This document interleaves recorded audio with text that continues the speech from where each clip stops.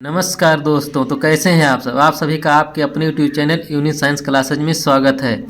आज आप लोगों के लिए लाए हैं जीव विज्ञान का बहुत ही इम्पॉर्टेंट क्वेश्चन जो आपके एग्जाम के लिए बहुत ही महत्वपूर्ण है और काफ़ी क्वेश्चन आपके एग्जाम में आएंगे। तो आपका जो मॉडल पेपर है प्रदर्शन पत्र सत्र 2023 जो जीव विज्ञान कक्षा 12 का है।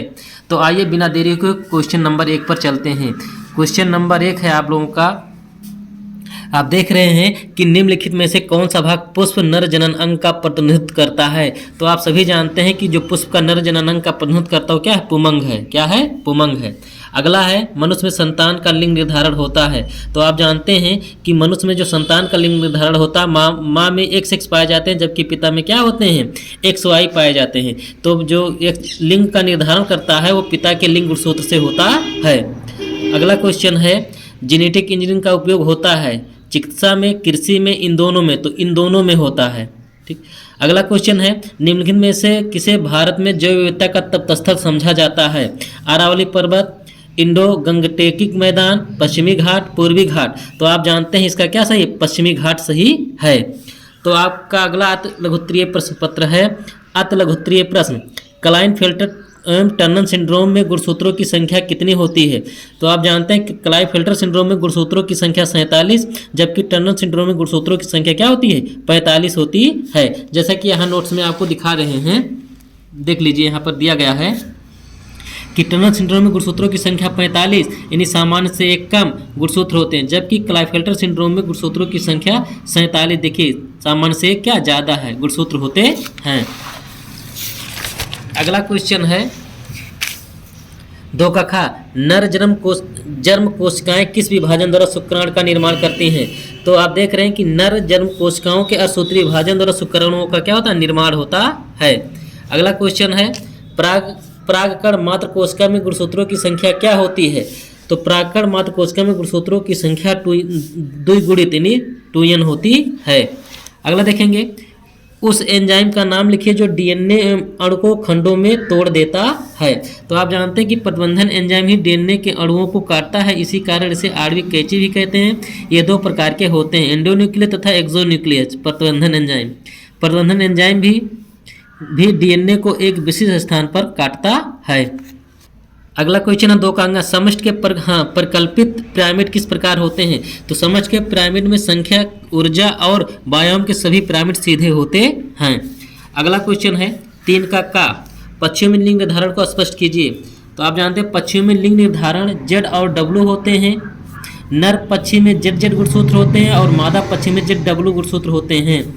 यही गुणसूत्र पश्चिमी लिंग निर्धारण का कार्य करते हैं। नर पक्षी को समयुग्मकी कहते हैं तथा मादा पक्षी को विषमयुग्मकी कहते हैं, क्योंकि यह देखिए मादा में ZW है और नर में क्या ZZ है। तो ये समयुग्मी है या विषमयुग्मी है। इस तरीके से आप समझ सकते हैं कि होने वाले संतान क्या हो सकते हैं। चलिए अगला क्वेश्चन है 3 का खा, वाटसन तथा क्रिक द्वारा डीएनए के द्विगुणन मॉडल का नामांकित चित्र बनाइए। तो देखिए आपके सामने वाटसन और क्रिक द्वारा डीएनए का द्विगुणन मॉडल का चित्र आपके सामने एकदम स्पष्ट दिखाई दे रहा है। आप लोग इसका स्क्रीनशॉट ले लीजिएगा और बढ़िया से बना लीजिएगा, क्योंकि एग्जाम के लिए बहुत ही इंपॉर्टेंट क्वेश्चन है, मोस्ट इंपॉर्टेंट क्वेश्चन है। और वीडियो को अच्छा लगेगा तो लाइक शेयर सब्सक्राइब जरूर करिएगा। प्रतिरक्षा क्या है, परपोषी होस्ट की रोगजनक जीवों से लड़ने की क्षमता उसे प्रतिरक्षा तंत्र से प्राप्त होती है, प्रतिरक्षा कहलाती है। प्रतिरक्षा 2 प्रकार की होती है, सहज प्रतिरक्षा और उपार्जित प्रतिरक्षा। अगला क्वेश्चन है आर्किड पौधा आम के पेड़ की शाखा पर उग रहा, आर्किड और आम के पेड़ के बीच पारस्परिक क्रिया को कैसे स्पष्ट करेंगे। तो आप देख रहे हैं कि आम की शाखा पर उगने वाले आर्किड को लाभ होता जबकि आम के पेड़ को उससे कोई लाभ नहीं होता, ना कोई हानि होता। इस प्रकार के संबंध को सहभोजता ही कहते हैं। सहभोजता में एक जात को लाभ तथा परंतु दूसरी जात को न लाभ होता है ना हानि होती है। एक स्थलीय पारतंत्र में अपघटन चक्र का आरेखीय निरूपण लिख कीजिए। तो आप देख रहे हैं कि एक अपघटन चक्र का आरेखीय निरूपण इस प्रकार होता है। आप लोग इसका स्क्रीनशॉट ले लीजिएगा और बढ़िया से बना लीजिए, ये भी एग्जाम के लिए बहुत ही महत्वपूर्ण है। स्क्रीनशॉट ले लीजिए। हाँ, अगला क्वेश्चन है, आप अगला क्वेश्चन देख रहे हैं 4 का लघु उत्तरीय प्रश्न है, लघु बीजार्धानी तथा गुरु बीजार्धानी में कोई 3 अंतर स्पष्ट कीजिए। ये भी इंपॉर्टेंट क्वेश्चन है। आप देख रहे हैं कि लघु बीजार्धानी तथा गुरु बीजार्धानी में अंतर, लघु बीजाणु धानी, गुरु बीजाणु धानी। लघु बीजाणु धानी पुंकेसर के परागकोश से विकसित होती है। इसका विकास परागकोश के चारों कोनों पर होता है, जबकि गुरु बीजाणु धानी अंडक के अंडाशय से जरायुज से विकसित होती है। इन्हें सामान्यतः बीजांड कहते हैं। दूसरा है लघु बीजाणु धानी में ये पौधे के नर युग्मोद्भिद होते हैं, ये पौधे के मादा युग्मोद्भिद होते हैं। तीसरा है लघु बीजाणु धानी के चारों ओर एक बाह्य त्वचा अंतःस्तर, मध्यस्तर तथा टेप्टम से घिरी होती है, जबकि गुरु बीजाणु धानी बीजांड के चारों ओर बाह्य तथा अंतः अध्यावरण से घिरी होती है। अगला क्वेश्चन है 4 का खा। हमारे समाज में लड़कियां पैदा होने पर दोष केवल महिलाओं को दिया जाता है, ये क्या सही है? आप देख लेंगे कि मानव में गुणसूत्र 23 जोड़ी गुणसूत्र पाए जाते हैं। इनमें से 22 जोड़ी गुणसूत्र समजात होते हैं। 23वां जोड़ी गुणसूत्र स्त्रियों में XX तथा पुरुष में XY होता है। आप देख रहे हैं कि युग्मक जनन द्वारा स्त्रियों में अंडाशय के उत्पादित सभी जरायुज 22+6 गुणसूत्र वाले होते हैं, जबकि पुरुष में वृषण से उत्पादित 50% शुक्राणु X वाले गुणसूत्र होते हैं, जबकि 50% शुक्राणु XY गुणसूत्र वाले होते हैं, Y गुणसूत्र वाले होते हैं। इस कारण स्त्रियों के समूहों तथा पुरुषों में विषममुखी कहा जाता है। निषेचन के समय यदि X+22+6 शुक्राणु का समेकन अंडाणु के साथ होता है तो मादा संतान उत्पन्न होती है, जबकि जीन संरचना में 22+44+X होगी। यदि अंडाणु के समेकन में 22+Y शुक्राणु के साथ होता है तब नर संतान उत्पन्न होता है, क्योंकि इसकी जीन संरचना 44+XY होगी। इस कथन से यह स्पष्ट होता है कि लिंग निर्धारण में स्त्रियों का कोई भूमिका नहीं होती, ये सममुखी होती हैं, क्योंकि अंडाशय में केवल एक ही प्रकार के गुणसूत्र उत्पादित होते हैं। चलिए अगला क्वेश्चन है, एक संकर क्रॉस द्वारा उदाहरण देते हुए मेंडल के प्रभाविता के नियम का उल्लेख कीजिए या व्याख्या कीजिए। आप जानते हैं कि ये बहुत ही बार पढ़ाया गया और बहुत ही बार आपको नोट्स भी दिए गए हैं। आप देख रहे हैं मेंडल का एक संकरण प्रयोग। तो मेंडल का जो एक संकरण प्रयोग था, एक विपर्यासी लक्षण होता, पौधे की लंबाई और अप्रभावी लंबा था और अप्रभावी बौना था। इस तरीके से आप अप्रभावी प्रभावी के हिसाब से आप देख सकते हैं और इसका आप इसके साथ ले लीजिए।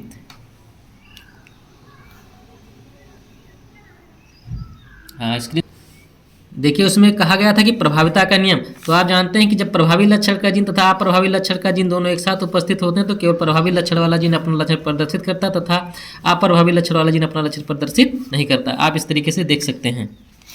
अगला क्वेश्चन है 4 का घ। डीएनए के द्विकुंडल में कौन सी विशेषता वाटसन क्रिक ने डीएनए के प्रतिकृत समेकी कंजर्वेटिव के रूप में कल्पित करने में सहयोग किया? इसकी व्याख्या कीजिए।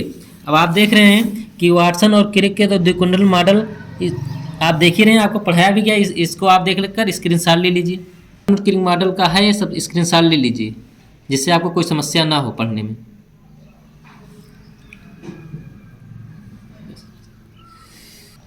चलिए देखिए अगला क्वेश्चन है 5 का मलेरिया परजीवी का जीवन चक्र का स्वच्छ नामांकित चित्र बनाइए। तो आप लोगों को कई बार बनवा गया, आपके स्क्रीन पर मैं कर दे रहा हूँ, आप लोग इसका स्क्रीनशॉट ले लीजिए।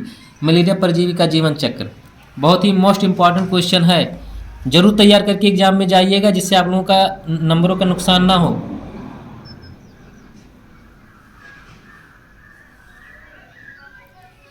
अगला क्वेश्चन है 5 का खा। जैविकी जीव विज्ञान के अध्ययन में संक्रामक रोगों को नियंत्रित करने के किस प्रकार हमारी सहायता की है? तो आप देख रहे हैं कि जीव विज्ञान के अध्ययन के संक्रामक रोगों को नियंत्रित करने में हमारी सहायता निम्न प्रकार से होती है। आप लोग इसका देखकर आप स्क्रीनशॉट ले लीजिए। अगला क्वेश्चन है 5 का जैव उर्वरक किस प्रकार से मृदा उर्वरता को बढ़ाते हैं? तो आप देख रहे हैं कि जैव उर्वरक सूक्ष्मजीव जैसे जीवाणु, कवक या साइनोबैक्टीरिया होते हैं जो मृदा में पोषक तत्वों की मात्रा को बढ़ाते हैं। ये जीव वायु के नाइट्रोजन का स्थिर करके कार्बनिक यौगिक जैसे नाइट्रेट और नाइट्राइट में परिवर्तित कर देते हैं, जिससे मृदा की उपजाऊ शक्ति अर्थात मृदा की उर्वरता बढ़ जाती है। इस क्रिया को नाइट्रोजन स्थिरीकरण कहते हैं। इसके कुछ एग्जाम्पल हैं नाइट्रोजन स्थिरीकरण के। राइजोबियम जीवाणु है, एनाबीना शैवाल है, जोटोबैक्टर जीवाणु है आदि। अगला क्वेश्चन है 5 का घ। बैकुलो वायरस क्या है? आप देख रहे हैं जो बैकुलोरेसिस ऐसे रोगजनक हैं जो कीटों तथा संधिपादों आर्थ्रोपोडों पर हमला करते हैं। अधिकांश बैकुलो वायरसेस जो जैव वैज्ञानिक नियंत्रण कर कारकों की सहायता तरह से किए जाते हैं, ये न्यूक्लियो पॉलीहाइड्रोसिस जीन के अंतर्गत आते हैं। ये विशाल प्रजात विशेष संकरे स्पेक्ट्रम कीटनाशीय उपचारों के लिए अति उत्तम माने गए हैं। अगला क्वेश्चन है निम्न पर टिप्पणी लिखे पीसीआर और प्रतिबंधन एंजाइम। आपको कई बार बताया गया कि पीसीआर पॉलीमरेज चेन रिएक्शन, आप लोग इसका स्क्रीनशॉट ले लीजिए।